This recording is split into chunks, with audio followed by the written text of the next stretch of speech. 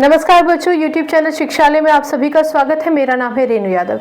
YouTube पर एक student ने मुझसे पूछा कि अगर सोडियम ऑक्साइड वाटर के साथ रिएक्ट करता है तो क्या होता है। आइए जानते हैं क्या होता है सोडियम ऑक्साइड का फॉर्मूला क्या होता है। सबसे पहले वो समझिए। देखिए यहाँ पर मैं सिर्फ आपको इक्वेशन बता दूं कि ये रिएक्टेंट्स हैं, इन्होंने रिएक्ट किया, प्रोडक्ट बना दिया, तो उससे आप भी उतना ही जानेंगे और कम जानेंगे तो रटेंगे। शिक्षालय नहीं चाहता कि आप रटें। तो सबसे पहले तो ये जानिए कि सोडियम ऑक्साइड कैसे बना था। देखिए सोडियम का मतलब होता है 1 पॉजिटिव चार्ज, ठीक है, और ऑक्सीजन पर होता है 2 नेगेटिव चार्ज। ये एक कैटायन है, ये एक एनायन है। इसकी वैलेंसी है 1, इसकी वैलेंसी है 2। अगर आप इसको क्रिस क्रॉस करेंगे तो ये हो जाएगा Na2O। तो सबसे पहले तो ये समझ लीजिए कि सोडियम ऑक्साइड का फॉर्मूला होता है Na2O, ठीक है। अब वाटर, देखिए वाटर आप सभी जानते हैं, H2O उसका फॉर्मूला होता है, ठीक, H2O।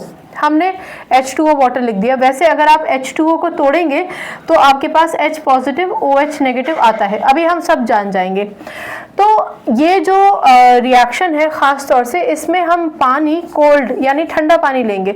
इसका कारण है कि ये रिएक्शन अपने आप में बहुत ही एक्सोथर्मिक रिएक्शन है। एक्सोथर्मिक का क्या मतलब होता है? एक्सोथर्मिक रिएक्शंस वो रिएक्शंस होती हैं जहां पर आप जब रिएक्टेंट्स को आपस में मिलाते हैं तो बहुत ज़्यादा हीट रिलीज होती है, तो ऐसे रिएक्शंस जिसमें हीट रिलीज हो वो एक्सोथर्मिक होती है। फिलहाल दोबारा से इक्वेशन पर आ जाते हैं। तो अल्टीमेटली हमने जाना कि Na2O ये है और वाटर है ये। अब हमें इससे प्रोडक्ट बनाना है। तो प्रोडक्ट बनाने के लिए मैं हमेशा अपने स्टूडेंट्स को कहती हूँ कि रिएक्टेंट्स को तोड़ दीजिए, यानी जिससे मिलके बने थे उसमें तोड़ दीजिए।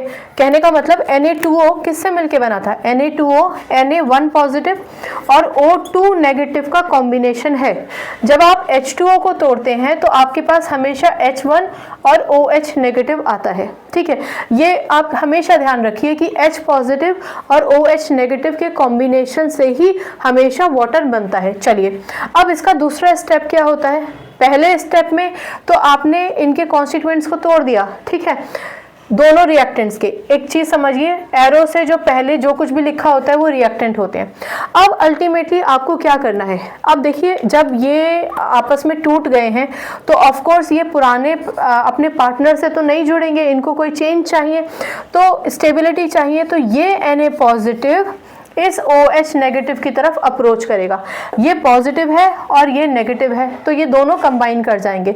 मैं चाहती हूँ कि आप समझिए Na1 पॉजिटिव है और OH1 नेगेटिव है। इक्वल अपोजिट चार्जेस हैं, कैंसिल हो जाएंगे।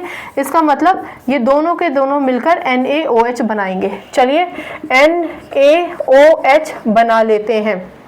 अब यहाँ एक छोटा सा पॉज लीजिए। जैसे आप रिएक्शंस को समझने लगते हैं और अगर आप उनको केमिस्ट्री लेबोरेटरी में परफॉर्म करते हैं तो बहुत सारी चीज़ें अपने आप आपको समझ में आ जाती हैं। जैसे कि NaOH हमने दिखाया है तो उसके साथ हमने कोई साइड प्रोडक्ट क्यों नहीं दिखाया, क्योंकि यहाँ पर आपको H पॉजिटिव और O2 नेगेटिव नज़र आ रहे हैं। तो मैं आपसे कहूँगी कि फिलहाल आप इस पर ध्यान मत दीजिए। आइए पहले हम रिएक्शन को बैलेंस करने की कोशिश करते हैं। तो यहाँ पर आप देखिए सोडियम आपके पास 2 है, यहाँ आप देखेंगे तो सोडियम आपके पास एक ही है। हम पहले भी डिस्कस कर चुके हैं कि इस पोजीशन पे अगर कुछ नहीं लगा है तो आप मान के चलिए 1। तो सबसे पहले हमें सोडियम को 2 बनाना है। सोडियम को 2 बनाने के लिए ये जो पोजीशन होती है, एलिमेंट के बाद वाली जो पोजीशंस होती हैं, इनको टच नहीं किया जाता है। यानी अगर सोडियम के पास सोडियम यहाँ 2 एटम है तो उसको 2 बनाने के लिए हमें यहाँ 2 बनाना पड़ेगा। अब सोडियम 2 हो गए, चलिए ऑक्सीजन हमारे पास कितना है? एक ये और एक ये। छोटा सा पॉज लीजिए। जब हम टोटल काउंट करते हैं ना कितने एलिमेंट्स हैं हमारे पास, तो रिएक्टेंट साइड में आप टोटल देख लीजिए कितने हैं। ऐसा नहीं करेंगे आपकी वाटर में 1 है और Na2O में 1 है, नहीं, टोटल कितने हैं हमारे पास रिएक्टेंट साइड में।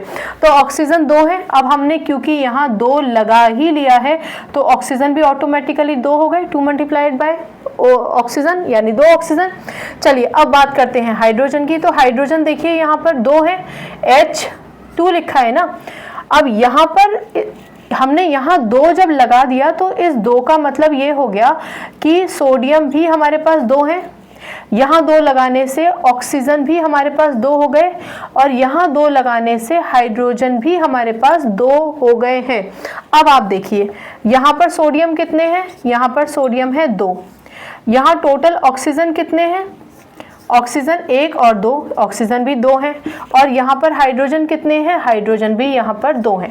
तो कुल मिलाकर आपके पास एकदम बराबर रेशो आ गया है। तो अल्टीमेटली कहने का मतलब ये है कि जब कभी भी सोडियम ऑक्साइड वाटर के साथ रिएक्ट करेगा तो NaOH बनाएगा। NaOH को हम कहते हैं सोडियम हाइड्रोक्साइड। सोडियम हाइड्रोक्साइड, याद रखिए ये जो नाम होते हैं ये हमेशा यहाँ लिखे जाएंगे, क्योंकि मैंने ये लिख रखा है इसलिए मैंने यहाँ नहीं लिखा। चलिए मैं मिटा देती हूँ, ये हो जाएगा आपका सोडियम हाइड्रोक्साइड। ठीक है, सोडियम हाइड्रोक्साइड। तो अल्टीमेटली आपने क्या सीखा, आपने सीखा कि जब कभी भी सोडियम ऑक्साइड वाटर के साथ रिएक्ट करता है तो सोडियम हाइड्रोक्साइड बनाता है।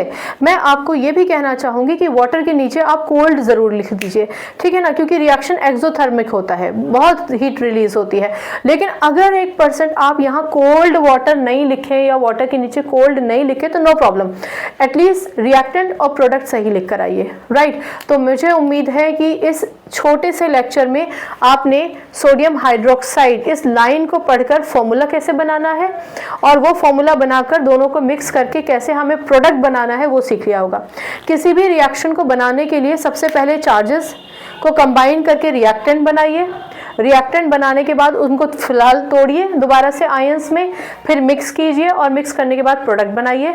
सेकंड स्टेप में बैलेंस कीजिए, थर्ड स्टेप में उनके नाम लिखिए, नाम ज़रूर लिखिए, ठीक है। अगर नाम में कन्फ्यूजन है तो मत लिखिए, क्योंकि अभी आप लर्निंग स्टेज में है तो धीरे धीरे आपको सब समझ में आ जाएगा, राइट। तो आई होप ये लेक्चर तो आपको समझ में आया होगा।